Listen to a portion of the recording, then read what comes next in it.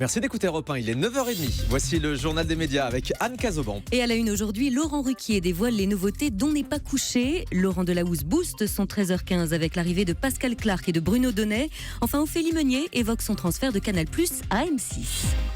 Et on commence donc avec la rentrée dont n'est pas couché dans le détail. Oui, cette année, le talk show, normalement diffusé le samedi soir en deuxième partie de soirée sur France 2, proposera occasionnellement des numéros à 20h50.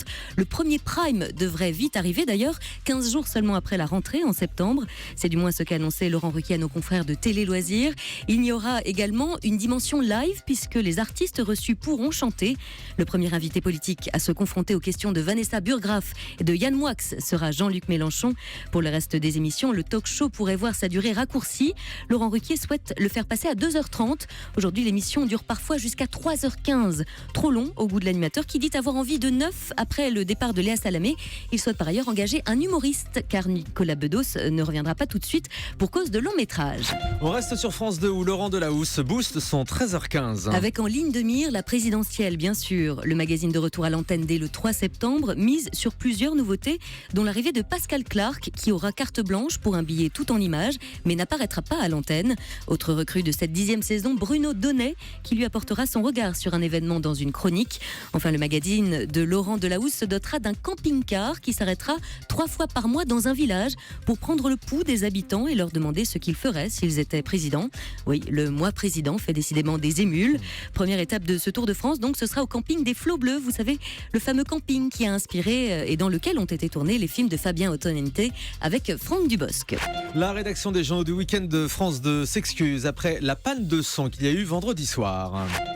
Mais d'abord un mot de l'incident qui nous a contraints d'écourter notre journal de 20h hier soir. C'est un problème technique lié au son qui nous a empêchés de poursuivre notre édition.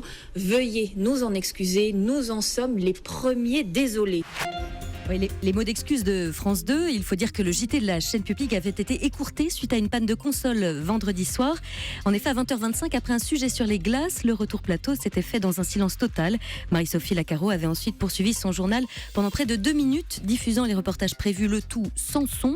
Au final, un plan sur le logo du 20h avait été proposé avant que le JT ne soit arrêté et la suite des programmes avancés.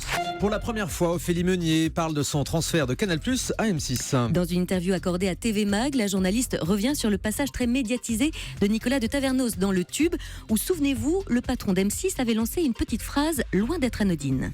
C'est difficile de se concentrer en vous regardant. Hein. Vous pourriez être à M6, ce serait formidable. Hein. C'est très bien, un Canal+ aussi. Voilà, celle qui a pris la tête de Zone Interdite raconte que cette séquence n'annonçait pas pour autant son transfert sur la chaîne. La petite phrase avait certes fait le buzz, mais n'avait pas eu de suite directe. Ophélie Meunier raconte que ce n'est que beaucoup plus tard, quand Wendy Bouchard a quitté M6 pour France 3, qu'on lui a proposé de reprendre le magazine. D'ailleurs, elle le précise, elle n'a pas quitté Canal, elle a rejoint M6, ce qui est donc bien différent. Les protagonistes de la rue des Allocs, ce documentaire polémique qui est passé la semaine dernière sur M6, réagissent à la diffusion de l'émission. Et pour les participants, le reportage est fidèle à la réalité. Dans le courrier Picard, David, âgé de 42 ans, qui vit avec 451 € par mois de RSA, raconte qu'il craignait le pire, mais qu'au final, ça s'est bien passé. Marie-Jo, elle, mère de 5 enfants, avoue qu'elle n'a pas tout de suite regardé le reportage. J'attendais de voir la réaction des gens, je n'osais pas sortir. Mais finalement, tout le monde m'a dit que c'était bien. Les participants à ce docu-réalité de Stéphane Minca émettent toutefois quelques critiques, notamment sur le nom de l'émission. Selon eux, la chaîne leur avait dit que le reportage s'intitulerait « Le quartier prioritaire au quotidien ». Mercredi, la diffusion des 2 premiers épisodes de la rue des Allocs avait provoqué un véritable tollé et rassemblé 1 780 000 personnes devant M6. Une journaliste de CNN fend l'arme à l'antenne en évoquant Omran, cet enfant syrien. Vous avez peut-être vu cette image de ce jeune garçon de 5 ans dont le visage couvert de poussière et de sang a fait le tour du monde. Sa maison a été frappée par une bombe à Alep et l'enfant s'est retrouvé hagard, sauvé par des ambulanciers. Sur CNN, la présentatrice Kate Bolduan n'a pu contenir son émotion en racontant l'histoire du garçonnet. Ce qui me frappe, c'est que nous versons des larmes. Mais il n'y a pas de larmes ici, pas une seule fois il ne pleure. Ce petit garçon est totalement sous le choc, il est abasourdi. Il est dans sa maison et l'instant d'après il est perdu dans l'agitation, la violence de la guerre et le chaos. Au moins 3 personnes ont été tuées dans cette attaque. Lui, c'est Omran. Il est vivant. Nous voulions que vous le sachiez. Et Omran a finalement pu sortir de l'hôpital dans la nuit de l'attaque et retrouver ainsi ses parents. Son grand frère de 10 ans, Ali, n'a pas eu la même chance. La télé-réalité fait sa rentrée aujourd'hui. Oui, le match des téléréalités, c'est reparti avec à l'antenne dès ce soir la revanche des ex sur Énergie 12 à 18h15.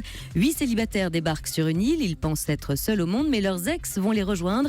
Au programme donc, règlement de compte à hockey choral et bassesse en tout genre. De l'autre côté, sur W9 à 18h55, les ch'tis et les Marseillais s'associent pour affronter le reste du monde. Comprenez le reste des candidats de télé-réalité. Mais c'était sans compter sur un adversaire de poids qui montera également sur le ring de cette rentrée de télé-réalité. Secret Story qui entre dans la danse sur NT1 pour sa 10e saison. Le jeu de télé-réalité d'enfermement donnera son coup d'envoi vendredi soir sur TF1 à 23h25.